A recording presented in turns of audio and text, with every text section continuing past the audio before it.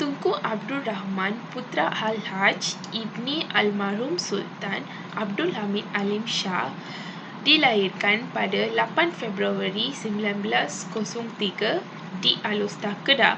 Beliau seorang yang berkedudukan namun dia tetap bergaul dengan sesiapa sahaja. Tunku Abdul Rahman merupakan seorang tokoh yang mempunyai sifat-sifat istimewa di sebalik kejayaannya.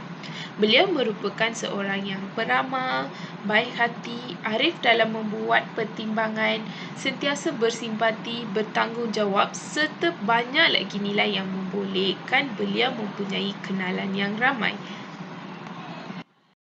Pencapaian beliau dalam kerjaya sebenarnya banyak. Tunku dilantik sebagai Perdana Menteri Persekutuan Tanah Melayu yang pertama pada tahun 1957. Beliau turut memegang portfolio Menteri Dalam Negeri. Sebelum menjadi Perdana Menteri, beliau pernah memegang beberapa jawatan lain.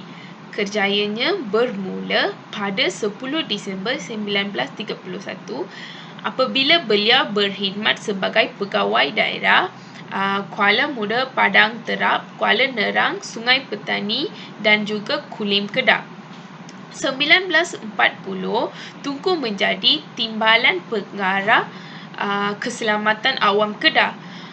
Tunku juga pernah bertugas sebagai Pendakwa Raya di Perkhidmatan dan Kehakiman Kuala Lumpur.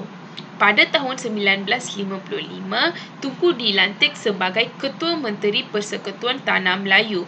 Penglibatan beliau dalam bidang politik tamat apabila beliau meletak jawatan sebagai Perdana Menteri Malaysia pada 22 September 1970.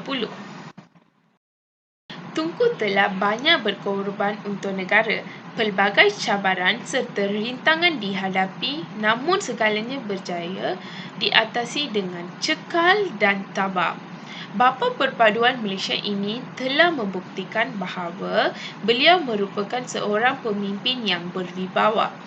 Tunku merupakan seorang tokoh yang mempunyai perwatakan dan kepribadian yang tersendiri serta istimewa yang sukar ditandingi. Tunku Abdul Rahman telah menunjukkan bakat kepimpinan sejak menjadi pegawai daerah. Beliau sentiasa prihatin terhadap insan lain seperti memperbaiki mutu kesihatan penduduk-penduduk di luar bandar yang diserang penyakit malaria dan membela nasib pemandu-pemandu teksi di Sungai Petani.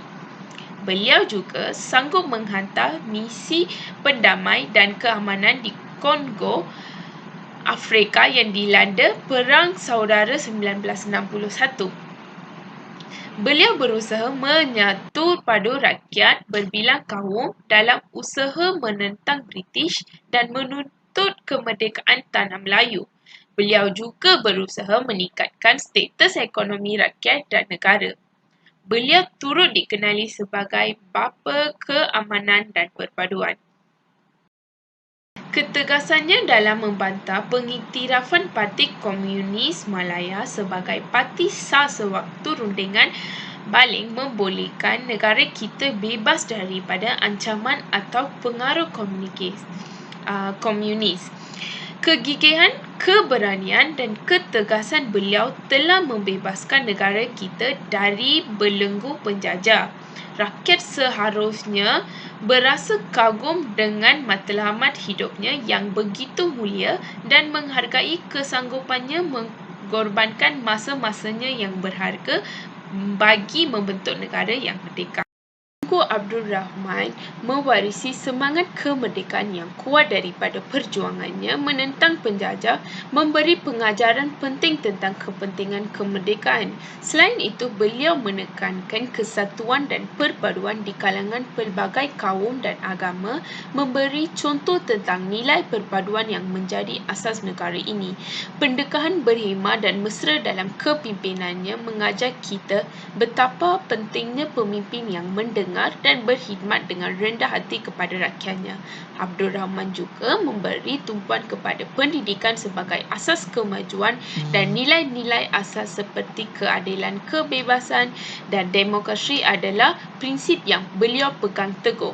Pengajaran daripada Tunku Abdul Rahman adalah landasan nilai dan visi yang membentuk Malaysia sebagai sebuah negara yang maju dan demokrasi. Sekian, terima kasih.